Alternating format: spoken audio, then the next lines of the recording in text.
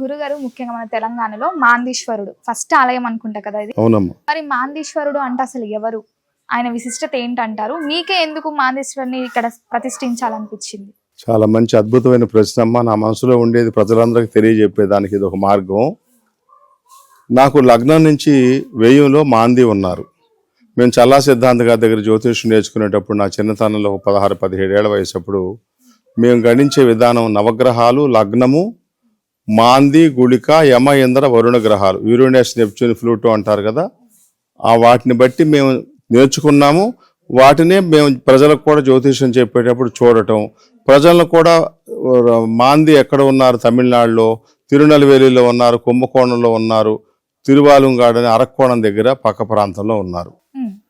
మా జాతకంలో మాంది 12లో ఉన్నారు కాబట్టి విదేశాలు వెళ్ళే ఆలోచన ఎప్పుడూ సక్సెస్ అవ్వట్లేదు కనుక విదేశాలు వెళ్ళేదానికి వెళ్ళి మాంది 12 ఉంటే దూరదేశం వెళ్ళి కష్టపడతారు వెళ్ళిన వాళ్ళు. అదే ఆలోచనలో నేను మాంది దగ్గరికి అనేక సందర్భాల్లో వెళ్ళినప్పుడల్లా చాలా వ్యయ ప్రయాసలు, ముఖ్యంగా వ్యయ ప్రయాసల కంటే కూడాను అక్కడ సరైనటువంటి రెస్పాన్స్ లేదు. తర్వాత ఒక అరగంట 30 గంటలోనూ మనం అక్కడ కూర్చోబెట్టి మన తరపున బ్రాహ్మణ్యం పూజ చేసేయటం జరుగుతుంది. నాకెందుకు అసంతృప్తిగా ఉండేది.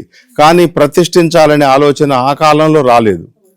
ఈ మధ్య కాలంలో 2024 డిసెంబర్ 25వ తేదీన మంగళగిరి శ్మశాన వాటికలో చింతా రుక్మాంగదరావు గారు అనే పండితులు, ముఖ్యంగా ఆయన మాందిని ప్రధానంగా విశ్లేషణ చెబుతూ ఉంటారు జాతకాన్ని, ఆయన అక్కడ ప్రతిష్ఠించారని తెలిసిన తర్వాత ఆయనతో నాకుండే పరిచయం వల్ల చాలాసార్లు ఇంచుమించు ఒక 5-6 నెలల్లో ఒక 60-70 పైచిలుకు సార్లు ఫోన్ చేసి ఆయన్ని ఒప్పించి, అంతేకాకుండా కుంభకోణంలో తెలుగు కూడా వచ్చినటువంటి మాందీశ్వరాలయంలో పనిచేసే దేవాలయ పూజారుల్ని ఆగమ శాస్త్ర విధానాన్ని మాందీశ్వర ఆగమ ప్రకారంగా ఏం ప్రతిష్ఠించేటప్పుడు ఏమేం పదార్థాలు వాడాలి, విగ్రహం ఎలా ఉండాలి, లింగ రూపంలో ఉండేది ఎలా ఉండాలి, ఇలాంటివన్నీ తెలుసుకుని మనం 2025 సంవత్సరం జూన్ నెలలో మనం ఇక్కడ ఈ ప్రాంతంలో ప్రతిష్ఠించడం జరిగిందమ్మా.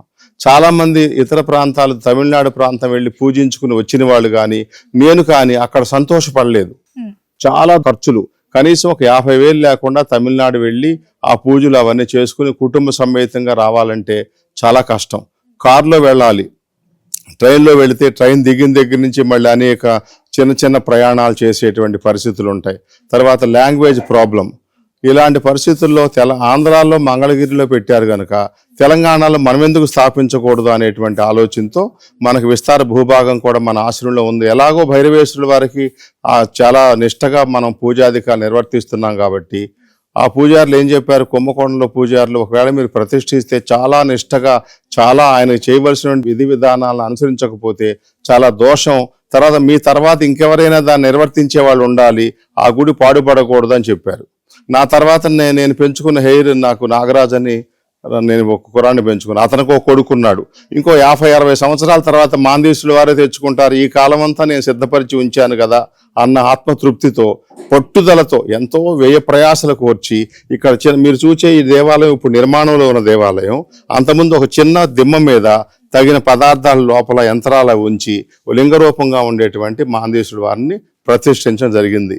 ఇది ప్రతిష్ఠించేదానికి ఉద్దేశం అమ్మా. అసలు మాందీశ్వరుడు ఎవరు అనే ప్రశ్నకి, మాందీశ్వరుడు వారు శనీశ్వరుడు వారికి 2 భార్యలు, ఒక భార్య మందాదేవి, ఒక భార్య జ్యేష్ఠాదేవి. మందాదేవికి శనీశ్వరుడు వారికి పుట్టినటువంటి వాడు మాందీశ్వరుడు అనమాట. ఈశ్వర శబ్దం ఎవరికైతే ఉందో వాళ్ళకి మోక్షం కూడా ఇచ్చే శక్తి కలిగిన వాడు. ఆయన ఛాయాగ్రహం అన్నమాటే గాని ఆయన శనీశ్వరుడు, నందీశ్వరుడు, సుబ్రహ్మణ్యేశ్వరుడు, మహేశ్వరుడు, చండీశ్వరుడు, భైరవేశ్వరుడు, ఇట్లా మాందీశ్వరులు అనేటువంటి వెంకటేశ్వరులు, ఇలా 8 మందికి 7 మందికి 8 మందికి ఈశ్వర శబ్దం ఉంది. ఈశ్వర శబ్దం ఉన్నప్పుడు సాలోక్యము, సారూప్యము, సాహిత్యము, శాస్త్రీత్వము, ఈ సామీప్యము అనే ఇవే కాకుండా మోక్షాన్ని కూడా ఇచ్చే శక్తి కలిగిన వాళ్ళు. మహాకామేశ్వరికే ఈశ్వర శబ్దం ఉంది, త్రిమూర్తుల్లో ఈశ్వర శబ్దం మహేశ్వరునికి ఉంది, మిగతా వీళ్ళందరూ కూడా ఈశ్వర శబ్దం. ఆయన ఇంద్రజిత్తు యొక్క పుట్టుకుని అపసవ్యం చేసేదానికోసం రావణాసురుడు ఏం ఆలోచించాడు, నేను తపోధనుణ్ణి, నా కుమారులు అలాంటి వాళ్ళు కాకపోతే ఎలా, పుట్టుకతోనే అంత శక్తివంతుని చేద్దామని నవగ్రహాలన్నింటినీ ఏకాదశ స్థానంలో ఉంచి ప్రయత్నించారు. దానికి శనీశ్వరుడు వారు ఇష్టపడక ఆ కాలుని లగ్నంలో పెట్టారు. అల్పాయుష్మంతుని చేద్దాం అనుకుంటే ఆ కాలుని రావణాసురుడు గ్రహించి ఖండిస్తే అది లగ్నంలో పడింది. లగ్నంలో మాందుంటే యశస్సు కీర్తి ప్రతిష్టలు రావు, ఎదగలేరు, తర్వాత దుర్మరణం పాలైపోతారు. ఓ. లగ్నంలో మాంది ఉంటే ఆ జీవితంలో సాఫల్యతను పొందలేకపోవటమే కాకుండా దుర్మరణం పాలవుతారు. మనం చూసా, రైలు కింద పడి చనిపోయారు, ఏదో గుర్తు తెలియని శవాలు, ఇలాంటి దుర్మరణాలు పొందిన వాళ్ళు ఉంటారు కదా, కాల్చుకు చనిపోయారు, ఉరివేసు చనిపోయారు, యాక్సిడెంట్స్లో నజ్జు అయిపోయారు. ఇలా చెబుతూ నీటిలో పడి మునిగారు, శవం గల్లంత అయిపోయింది, అసలు మరణమే మిస్టరీ అనేటువంటిది. ఇట్లాంటివన్నీ కూడా లగ్నంలో మాంది ఉన్నప్పుడు ప్రధానంగా జరుగుతాయి అన్నమాట. గురుగారు ముఖ్యంగా మరి ఈ ఆలయంలో మాందేశ్వరుడికి విశిష్టంగా ఎట్లాంటి పూజలు చేస్తారు, ఏ రోజులలో పూజలు చేస్తారు? ప్రతి గుళిక కాలంలో పూజ చేయొచ్చు. అమ్మాయికి పూజ చేయవలసి ఉంటుంది, సంస్థాగతంగా మేము చేస్తాము. ప్రజలందరికీ మట్టుకు శనివారం నాడు గుళిక కాలంలో, అంటే ఆ గంటన్నరలోనే అవ్వదు, ఇతర ప్రాంతాలకు వెళ్ళినప్పుడు అరగంట 30 గంటలో పూర్తి చేస్తున్నారనే కదా మేము చక్కగా శాస్త్రంగా చేస్తున్నాము. శనివారం నాడు సూర్యోదయం నుంచి 1 గంటన్నర గుళిక కాలం, ఆ గంటన్నర కంటే కూడా ఇంకో గంటన్నర పడుతుంది. ఆ 3 గంటలు కనీసం పట్టేటువంటి లింగ రూపంలో ఉండే స్వామివారికి పంచామృతాలు, పళ్ళరసాలు, కొబ్బరి బొండం నీరు, చెరుకు రసము ఇత్యాది సుగంధ ద్రవ్యాదులతో అభిషేకం చేసి, ఆయనకి ఇష్టమైన ఆకుపచ్చ వస్త్రాన్ని పుష్పాలంకారాలను చేసి అర్చన చేసి మారేడు దళాలు ఇత్యాది పుష్పాలతో, తర్వాత హవనంగా ఇక్కడ కనపడే, ఇప్పుడే ఇవాళ శనివారం కదా, ఈ స్వామివారి కనపడే అలంకారం అంతా ఈరోజు మాందేశ్వరుడు వారి పూజ సందర్భంగా, గుళిక కాల పూజ సందర్భంగా చేసిన అలంకారం అన్నమాట. ఇక్కడ హవనగుండం కూడా చూచారా, స్వామివారికి బూడిద గుమ్మడికాయలను బలిహరణంగా ఇస్తారు. బూడిద గుమ్మడికాయలతో ఎర్ర ఒత్తి, నల్ల ఒత్తి వేసి దీపారాధన చేస్తారు. భైరవేశ్వరుడికి ఎలా బూడిద గుమ్మడికాయ దీపారాధన ఇష్టమో, బూడిద గుమ్మడికాయ బలిహరణం ఎట్లా ఇష్టమో ఈయనకు కూడా అలా ఇష్టం అనమాట. ఆ విధంగా చేస్తాం అనమాట మేము. గురుగారు ముఖ్యంగా ఇంతకుముందు మనం మాట్లాడుకున్నప్పుడు కాలభైరవ స్వామి గురించి విశేషంగా అక్కడ అమావాస్య రోజు పూజలు చేస్తారన్నారు కదా, మరి ఈ మాందేశ్వర స్వామికి విశేషంగా శనివారమేనా, ఇంకే రోజులలో కూడా? ప్రతి గుళిక కాలం విశేషమేనమ్మా. శనివారం గుళిక కాలం చాలా విశేషం. అంతేకాకుండా వారి జాతక రీత్యా వారి జన్మ నక్షత్రం శనివారం వస్తే మరీ విశేషం. లేదా ఎవరి జన్మ నక్షత్రం రోజున వాళ్ళు జన్మ నక్షత్రం వచ్చినప్పుడు ఏ వారంలో జన్మ నక్షత్రం ఉన్నదో ఆ శనివారం నాడు మఖా ఉందనుకోండి, ఆ రోజున మఖా నక్షత్ర జాతకులు శనివారం గుళిక కాలంలో విశేషంగా చేసుకోవచ్చు. గురుగారు ముఖ్యంగా మరి మాందేశ్వర స్వామిని పూజించడం వల్ల జాతకంలో చాలా బాధలు పడుతుంటారు కదా, ఎలాంటి దోషాలు అది ఇందాక మనం చెప్పుకున్న ఆ విషయాన్ని. నవగ్రహాలు మాందేశ్వరుడు వారికి ఏమి అనుగ్రహించారు, నిన్ను పూజించే వారికి మేమందరం ఏకాదశ స్థాన స్థిత ఫల ప్రాప్తి. అంటే నవగ్రహాలను పూజించినంత ఫలితము, నవగ్రహాలను పూజించితే కొన్ని శుభం కొన్ని అశుభం ఇచ్చే గ్రహాలు ఉండబట్టి కొంత నష్టం కొంత లాభం ఉండొచ్చు. కానీ మాందేశ్వరుడు వారిని పూజించినట్లయితే వారు ఇచ్చినటువంటి వర ప్రభావం చేత నవగ్రహాలన్నీ కూడా ఏకాదశి 11వ ఇంట్లో నవగ్రహాలు ఉంటే ఎలాంటి ఫలితాన్ని ఇస్తాయో ఆ శుభ ఫలితాన్ని ఖచ్చితంగా ఇస్తాయని వాళ్లే వరప్రదానం చేశారు మాందేశ్వరుడు వారికి. అంచేత నవగ్రహాలను పూజించవద్దనేది నా సనాతన ధర్మాన్ని కొట్టివేయటం నా సిద్ధాంతం కాదు.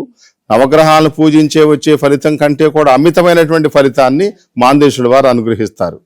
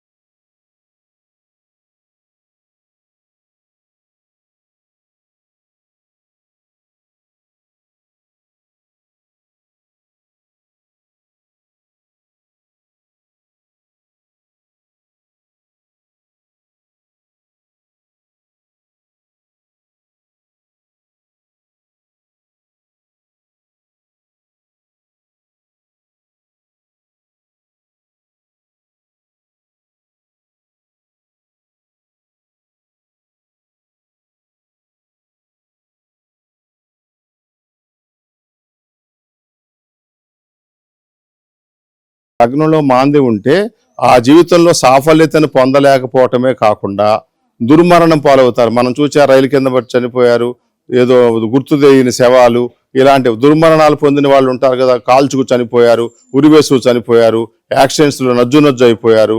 ఇలా చెబుతూ నీటిలో పడి మునిగారు, శవం గల్లంత అయిపోయింది, అసలు మరణమే మిస్టరీ అనేటువంటిది. ఇట్లాంటివన్నీ కూడా లగ్నంలో మాంది ఉన్నప్పుడు ప్రధానంగా జరుగుతాయి అన్నమాట.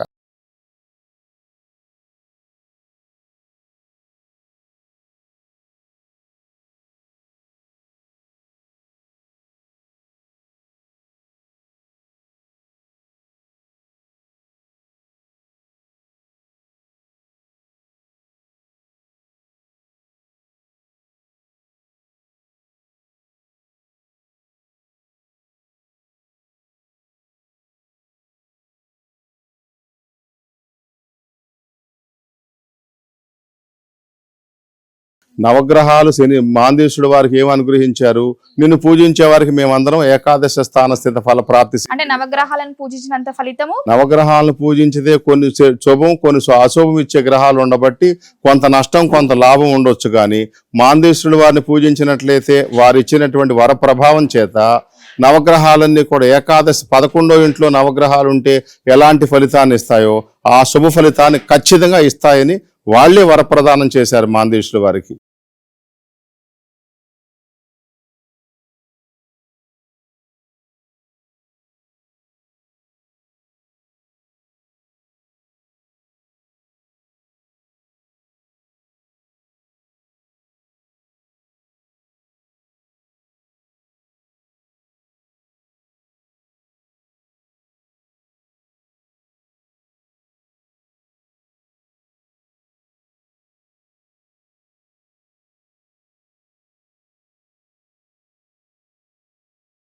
శనివారం నాడు సూర్యోదయం నుంచి 1 గంటన్నర గుడికి కాలం. ఆ గంటన్నర కంటే కూడా ఇంకో గంటన్నర పడుతుంది. ఆ 3 గంటలు కనీసం పట్టేటువంటి లింగ రూపంలో ఉండే స్వామివారికి పంచామృతాలు, పళ్ళరసాలు, కొబ్బరి బొండం నీరు, చెరుకు రసము ఇత్యాది సుగంధ ద్రవ్యాదులతో అభిషేకం చేసి ఆయనకి ఇష్టమైన ఆకుపచ్చ వస్త్రాన్ని పుష్పాలంకారాలను చేసి అర్చన చేసి మారేడు దళాలు ఇత్యాది పుష్పాలతో తర్వాత హవనంగా ఇక్కడ కనపడే ఇప్పుడే ఇవాళ శనివారం కదా, ఈ స్వామివారి కనపడే అలంకారం అంతా ఈరోజు మాందేశుడు వారి పూజ సందర్భంగా గుళిక కాల పూజ సందర్భంగా చేసిన అలంకారం అన్నమాట. ఇక్కడ హవనగుండం కూడా చూచారా. స్వామివారికి బూడిద గుమ్మడికాయలను బలిహరణంగా ఇస్తారు. బూడిద గుమ్మడికాయలతో ఎర్ర ఒత్తి నల్ల ఒత్తి వేసి దీపారాధన చేస్తారు. భైరవేశ్వరుడికి ఎలా బూడిద గుమ్మడికాయ దీపారాధన ఇష్టమో బూడిద గుమ్మడికాయ బలిహరణం ఎట్లా ఇష్టమో ఈయనకు కూడా అలా ఇష్టం అన్నమాట. ఆ విధంగా చేస్తాం అన్నమాట మేము.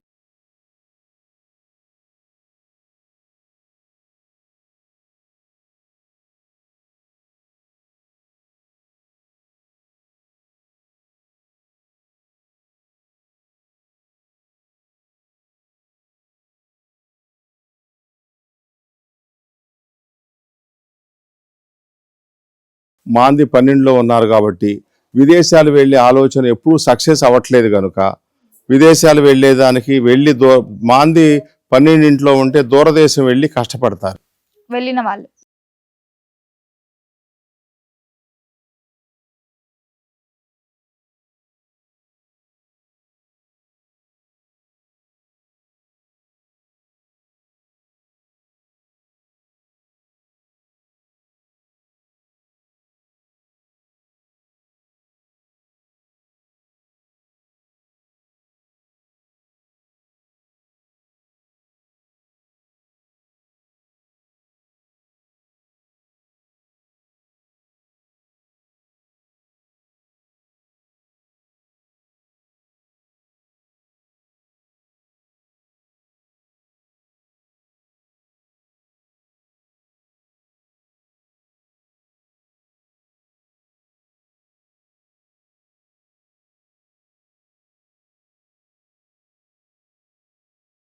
ప్రతి గుళిక కాలం విశేషమైనమ్మా. శనివారం గుళిక కాలం చాలా విశేషం. అంతేకాకుండా వారి జాతక రీత్యా వారి జన్మ నక్షత్రం శనివారం వస్తే మరీ విశేషం. జన్మ నక్షత్రం వచ్చినప్పుడు ఏ వారంలో జన్మ నక్షత్రం ఉన్నదో ఆ శనివారం నాడు మఖా ఉందనుకోండి, ఆ రోజున మఖా నక్షత్ర జాతకులు శనివారం గుళిక కాలంలో విశేషంగా చేసుకోవచ్చు.